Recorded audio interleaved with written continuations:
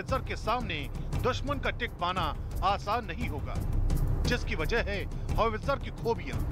ये लंबी दूरी तक मार करने में सक्षम है और इस तोप से 50 किलोमीटर की दूरी पर दुश्मन के ठिकानों पर आसानी से हमला किया जा सकता है।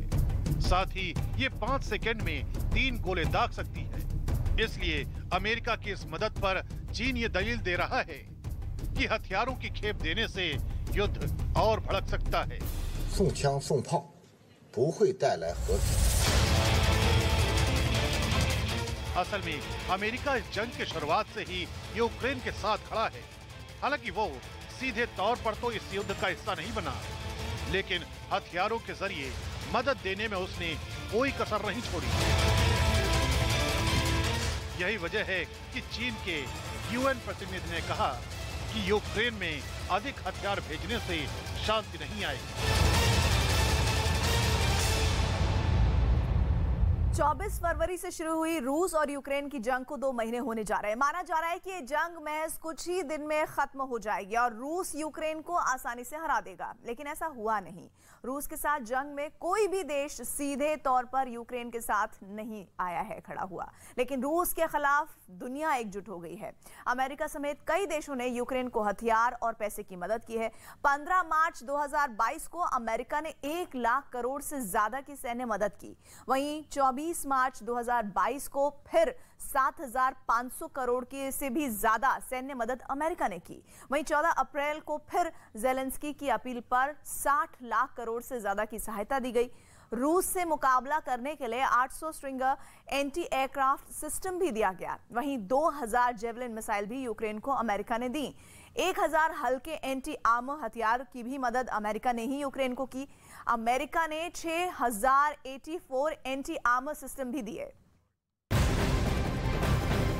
और इधर बड़ी खबर आ रही है, जंग में हर दिन आम इंसानों की जान जा रही है और रूसी रक्षा मंत्रालय ने यह दावा किया है कि यूक्रेन ने रूसी कब्जे वाले जापोरिजिया में मिसाइल हमला किया है और इस मिसाइल हमले में कई गाड़ियां तबाह हुई हैं और घर मलबे में तब्दील हुए हैं। रूस का कहना है कि यूक्रेन ने एक शांतिपूर्ण संस्थान पर हमला कर उसे नष्ट कर दिया है।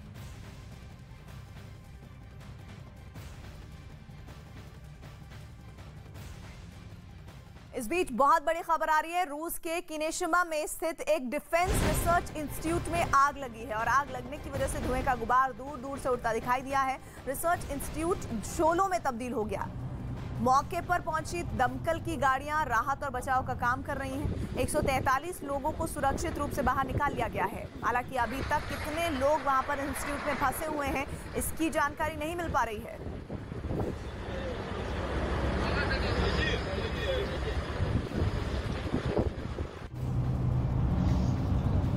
रूस के राष्ट्रपति व्लादिमीर पुतिन के खासम खास रमजान कादिरोव अपने आप में एक प्लान मशीनरी है।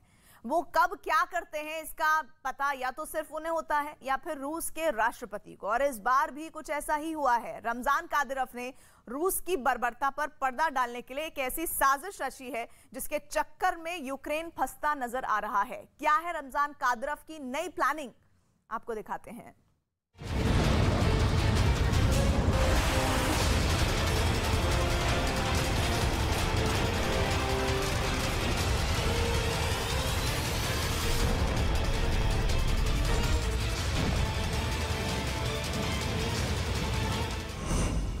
पुतिन के खूंखार की नई साजिश।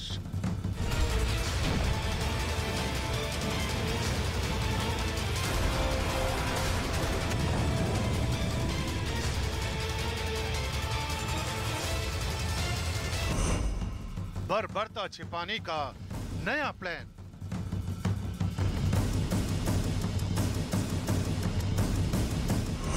यूक्रेन के काल का मीडिया प्रोपेगेंडा।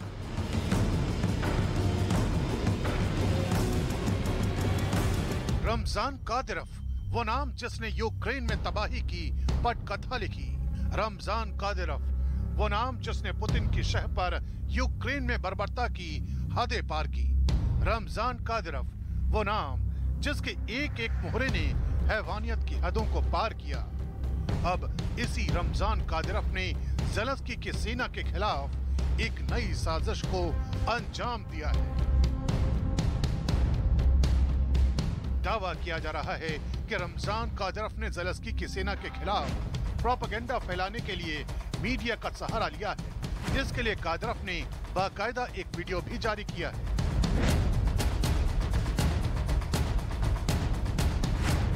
इस वीडियो में पत्रकारों का एक प्रतिनिधिमंडल डॉनबास के एक इलाके का दौरा करता दिखाई दिया। बताया जा रहा है कि पत्रकारों का ये प्रतिनिधिमंडल चेचन लड़ाकों की तरफ से पहुंचा था। और आइए अब आपको समझाते हैं कि आखिर कादरफ की इस वीडियो प्रोपेगेंडा का मकसद क्या है।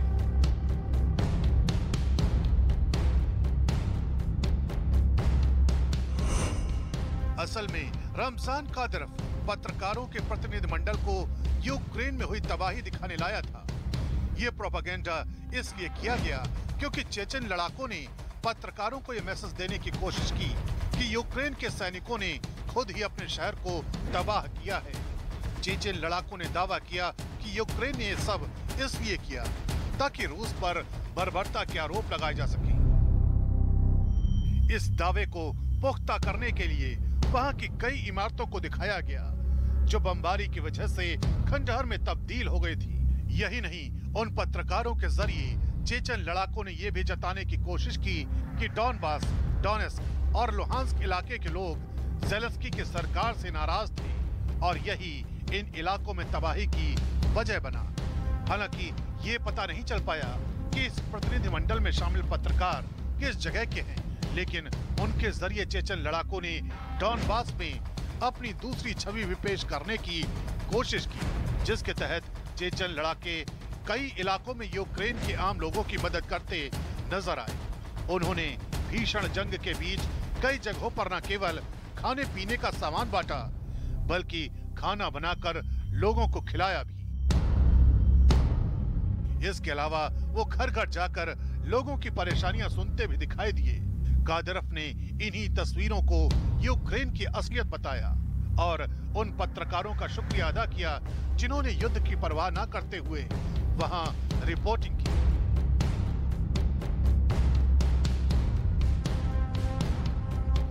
एक तरफ कादरफ यूक्रेन के खिलाफ वीडियो प्रोपेगेंडा करके यूक्रेन के खिलाफ नई साजिश रच रहे हैं, तो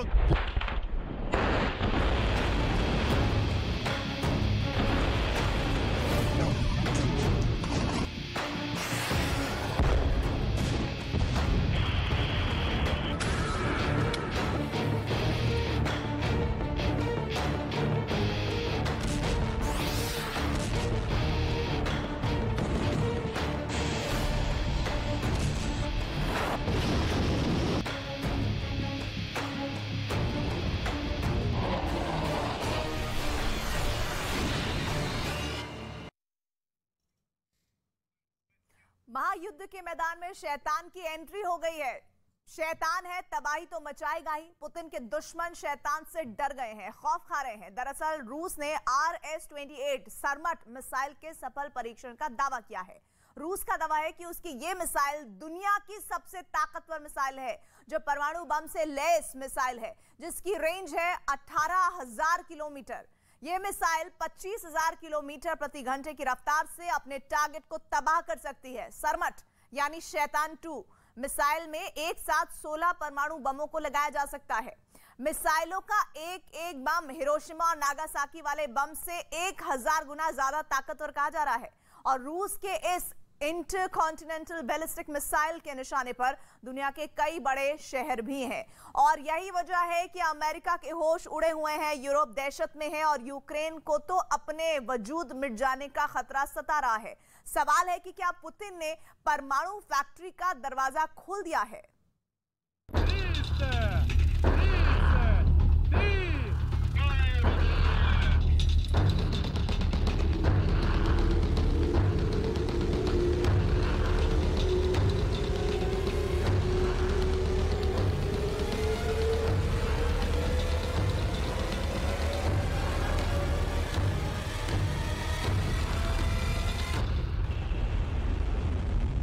कैमरे से सर्वनाश की तस्वीरें।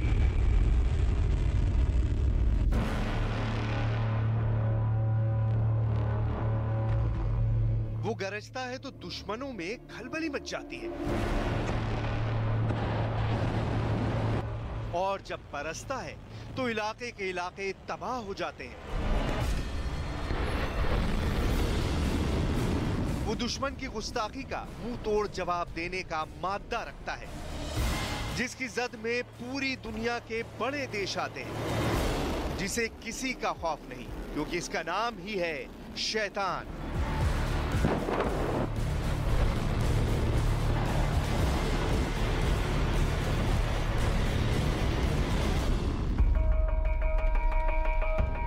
जमीन पर आग का गुबार छोड़कर आसमान की गहराई में गुम हुई इस मिसाइल से धरती पर करीब 8000 किलोमीटर तक दहशत का गुबार नजर आने लगा है। यानी रूस के पूरा फायरिंग रेंज से लेकर अमेरिका के व्हाइट हाउस तक एक बार फिर फिक्र की फिजा बहती हुई नजर आ रही है। रूस के इस मिसाइल टेस्ट से न सिर्फ ज़ेलेंस्की खौफ में है, बल्कि बाइडेन की भी टेंशन में इजाफा हो गया है। रूस ने इंटरकॉन्टिनेंटल बैलिस्टिक मिसाइल सरमट का सफल परीक्षण कर अपने दुश्मनों में खौफ का बारूद भर दिया है।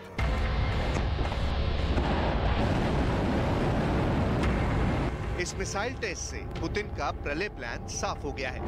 पुतिन ने खुलेआम अमेरिका को अल्टीमेटम दे दिया है कि बात अगर रूस अमेरिका से युद्ध पर आई या नेटो ने महायुद्ध में टांग अड़ाई तो सर्वनाश होगा, प्रलय होगा, दुश्मन देशों की जमीन पर कुछ नहीं बचेगा।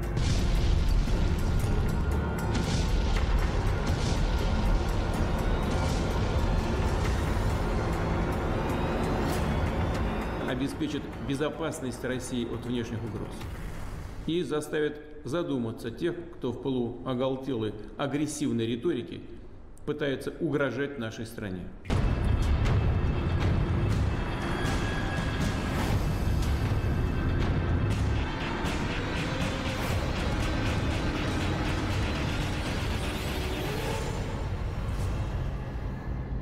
पुतिन के इस प्रलयकारी अवतार को देखकर अमेरिका के होश उड़ गए हैं। यूरोप दहशत में है। नेटो का खेल शुरू होने से पहले ही खत्म हो गया है और यूक्रेन को तो अपना वजूद मिट जाने का खतरा सता रहा है, क्योंकि पुतिन के एटमी वॉर रूम से निकली RS-28 परमाणु मिसाइल सरमट दुनिया जिसे शैतान के नाम से जानती है, अजय है। इसके आगे दुनिया की तमाम एंटी मिसाइल डिफेंस सिस्टम की तकनीक धरी की धरी रह जाएगी।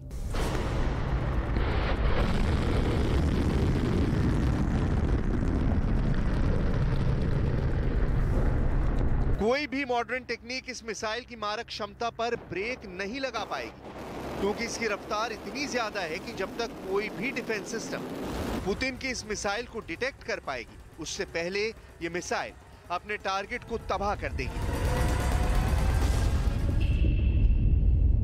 दुनिया का हर बड़ा शहर इस मिसाइल की रेंज में है, चाहे वो अमेरिका की राजधानी वॉशिंगटन हो या अमेरिका का सबसे बड़ा शहर न्यूयॉर्क। ब्रिटेन की राजधानी लंदन भी इसकी जद में है, तो जर्मनी की राजधानी बर्लिन को भी इसके निशाने पर लिया जा सकता है। ऑस्ट्रेलिया भी इस मिसाइल की मार से बचा नहीं है, तो कीव के किले को ढहाने में भी इसे कुछ ही मिनट लगेंगे।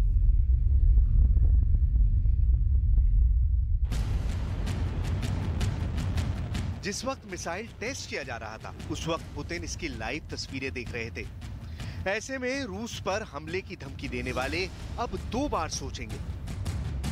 पुतिन का यह दावा यूं ही नहीं है, बल्कि इस दावे के पीछे है इंटरकॉन्टिनेंटल बैलिस्टिक मिसाइल सरमट की वो ताकत जो दुनिया में इसे सबसे घातक हथियार की पहचान दिलाती है। पुतिन के दुश्मनों को सरमट यानी शैतान का खौफ इसलिए भी है क्योंकि इस मिसाइल की रेंज 18,000 किलोमीटर है, जिसकी जद में दुनिया के सारे बड़े शहर आते हैं, जिसे सरमट जो 25,000 किलोमीटर प्रति घंटे की रफ्तार से तबाह कर सकती है। यह मिसाइल एक साथ 12 वॉरहेड ले जा सकती है। 12 वॉरहेड यानी 12 परमाणु बम के साथ एक साथ हमला, जिसे रूस 12 से बढ़ाकर 16 भी कर सकता है। मिसाइल का एक एक बम उस बम से 1000 गुना ज्यादा ताकतवर है, जिसने हिरोशिमा और नागासाकी को तबाह कर दिया था।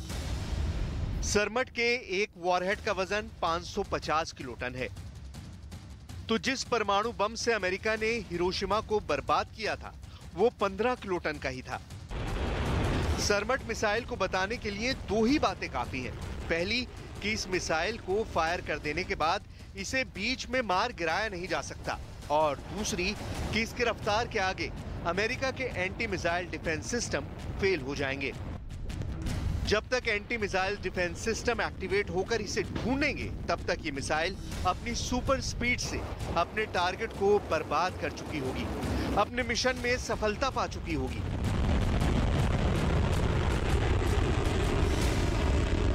पेंटागन ने कहा है कि रूस ने अमेरिका को लॉन्च की जानकारी पहले ही दे दी थी और उसे सरमट जैसी मिसाइलों की कोई परवाह नहीं है। ये मिसाइल दूसरी मिसाइलों की तरह ही सामान्य है, जिससे डरने की कोई जरूरत नहीं है। We are not. They notified under the START treaty, and so from our perspective, they provided advance notice of this launch under its new START treaty obligations that it planned to test this missile. The Defense Department said today that we did not deem the test a threat to the United States or its allies, and the timing and the scope of Russia's missile tests do not influence our approach to countering Russia's further invasion of Ukraine. So it was noticed through the proper process in the Department of Defense. भले ही America को सरमट के सफल परीक्षण से कोई फर्क न पड़ा हो, भले ही अमेरिका को लॉन्च के बारे में पहले से ही पता हो, लेकिन व्लादिमीर ज़ेलेंस्की की हालत खराब है। वो पुतिन को बातचीत के रास्ते पर आने को कह रहे हैं, जिसे असफल होने पर ज़ेलेंस्की ने तीसरे विश्व युद्ध होने का खतरा बताया है। Війська розпочали масштабний наступ на Донбасі. Ми це розуміємо, бачимо всі ризики, бачимо всі їх кроки. Вони продовжують ракетні обстріли по всій території нашої держави. Тримають в облозі зараз по наших даних біля 120 тисяч осіб тільки в Маріуполі. Злочини, які відбуваються там, набагато страшніші. पुतिन ने अपनी सबसे घातक नेक्स्ट जनरेशन मिसाइलों में से एक सरमट टेस्ट ऐसे वक्त में किया है जब वो खुद यूक्रेन युद्ध में उलझा है। पूरे 2 महीने होने को आए हैं, लेकिन अब तक इस महायुद्ध में पुतिन को कामयाबी नहीं मिली है।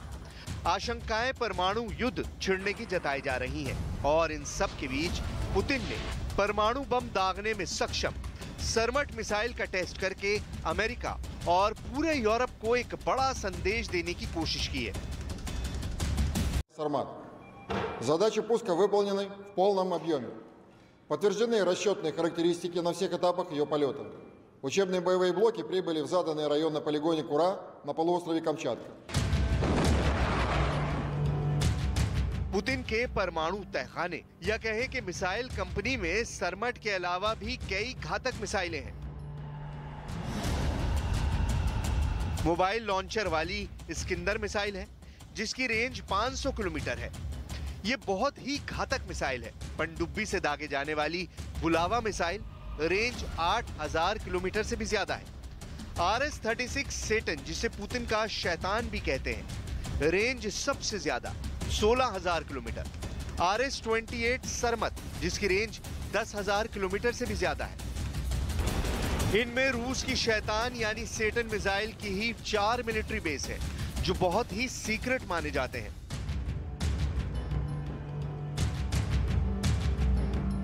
साफ है, पुतिन ने अपनी सबसे घातक मिसाइल के टेस्ट से पूरी दुनिया को यह जता दिया कि यूक्रेन युद्ध में फंसे होने के बावजूद उनके तेवर ढीले नहीं पड़े हैं। हालांकि इस मिसाइल टेस्ट को अमेरिका रूस का रूटीन टेस्ट बता रहा है, लेकिन अमेरिका का यह बयान दुश्मन देश के लिए एक रणनीतिक बयान माना जा रहा है, जहां दुश्मन की ताकत से खुद को बेफिक्र दिखाने की कोशिश होती है।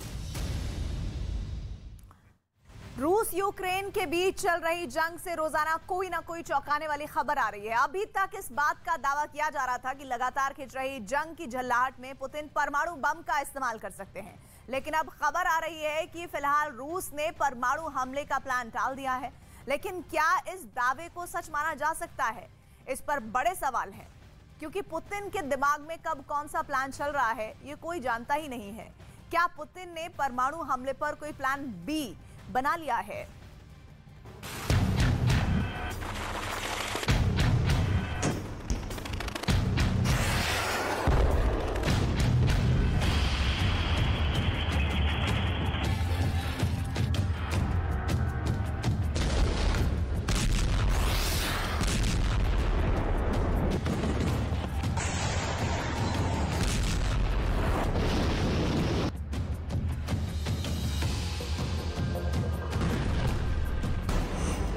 घातक हथियार,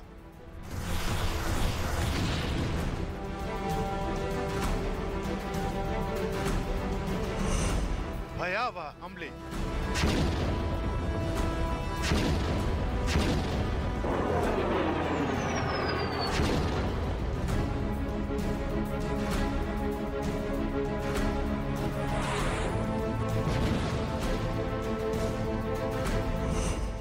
जोरदार धमाके,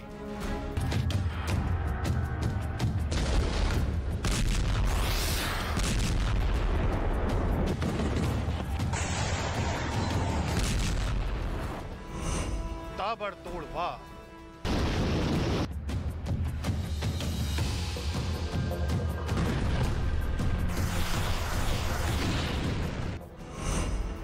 जानलेवा मकसद,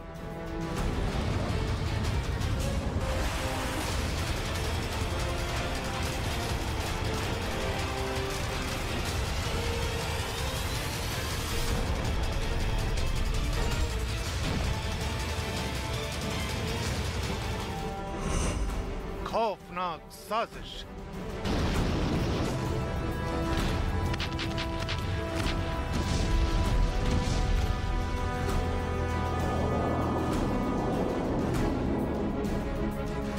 रूस और यूक्रेन के बीच चल रही जंग का मैदान खौफनाक कयासों से भरा पड़ा है। दुनिया इस बात से डरी है कि कहीं इस जंग की आंच परमाणु जखीरे तक न पहुंचे। ये डर इसलिए क्योंकि जिस तरह से यूक्रेन को तमाम देश मदद कर रहे हैं, उससे ये जंग खिंचती जा रही है, जिस वजह से पुतिन के लिए इस जंग को खत्म करने का सिर्फ और सिर्फ एक ही विकल्प है, और वो है परमाणु हमला।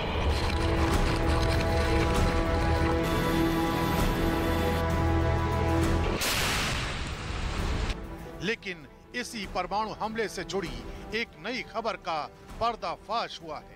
रूस के एक बड़े मंत्री का परमाणु बम के इस्तेमाल पर बड़ा बयान आया है, जिसमें पुतिन की परमाणु हमले से जुड़ी नई नीति के संकेत मिल रहे हैं। इस नए संकेत के मुताबिक अब तक जो रूस लगातार परमाणु चेतावनी जारी कर रहा था, उसी रूस ने फिलहाल परमाणु हमले का प्लान टाल दिया है।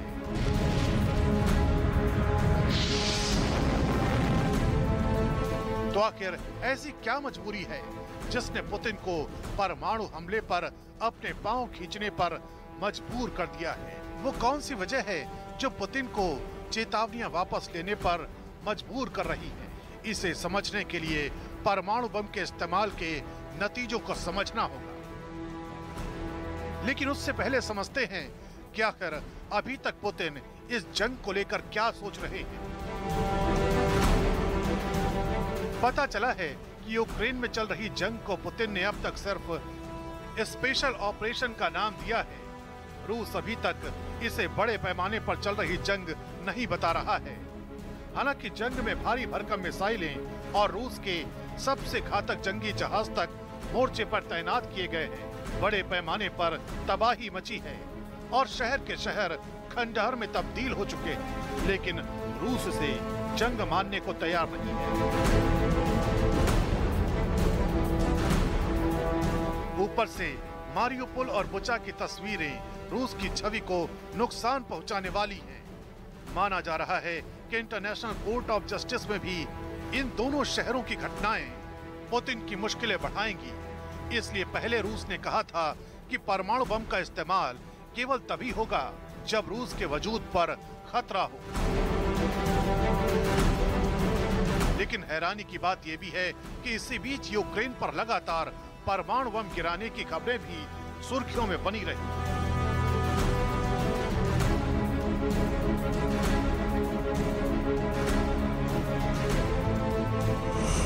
खबरें ये भी आईं कि पुतिन यूक्रेन पर कम ताकत वाले परमाणु बमों से हमले की योजना बना रहे हैं। ये ऐसे बम होते हैं जो किसी एक शहर को या 5 से 6 किलोमीटर के दायरे में फैले शहर को तबाह करने के मकसद से गिराए जाते हैं।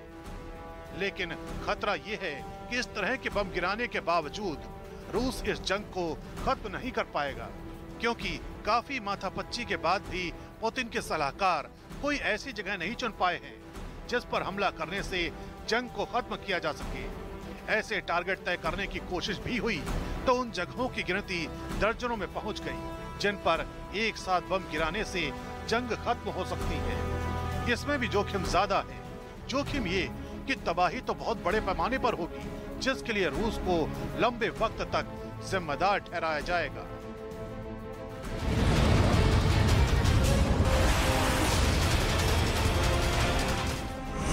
इतना ही नहीं, इतिहास की इस घटना की तुलना हिरोशिमा नागासाकी से होने लगेगी।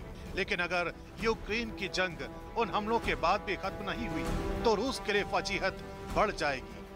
अगर परमाणु बम गिराने के बाद भी नतीजा नहीं निकला तो सुपर पावर रूस की ताकत ही सवालों के घेरे में आ जाएगी। ऊपर से जंग में नेटो और अमेरिका शामिल हो जाएंगे। मतलब ये कि पुतिन को तलाश है यूक्रेन के 5-6 किलोमीटर वाले कुछ ऐसे टारगेट की जिनका खात्मा होते ही जंग खत्म हो जाए। अगर ये टारगेट न मिले तो परमाणु बम गिराने से पुतिन को फायदा कम और नुकसान ज्यादा होगा। इसलिए यूक्रेन की जंग में अब तक रूस ने परमाणु बमों का इस्तेमाल नहीं किया, लेकिन हमेशा दुश्मन के दिल में परमाणु ताकत का डर पैदा करने की कोशिश जरूर की।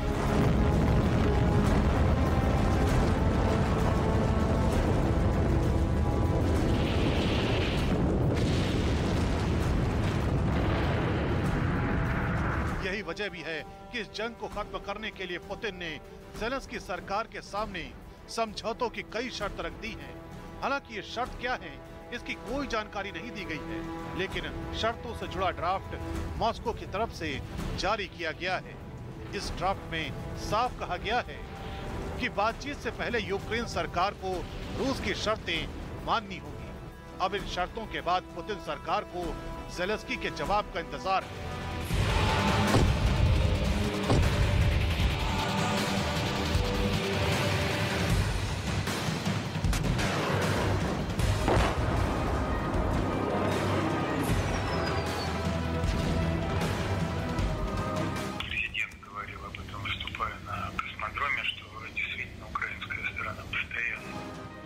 इससे पहले भी दोनों देशों के बीच बातचीत से सुलह कराने की कोशिश हुई थी, लेकिन तब कोई नतीजा नहीं निकल पाया। ऐसे में रूस ने इसका ठीकरा भी यूक्रेन के सिर पर फोड़ दिया। पुतिन सरकार का आरोप है कि यूक्रेन हमेशा समझौते पर बात करने से भागता रहा है। साथ ही उसने ये भी कहा कि ज़ेलेंस्की सरकार अपने कहे शब्दों पर कायम नहीं रहती।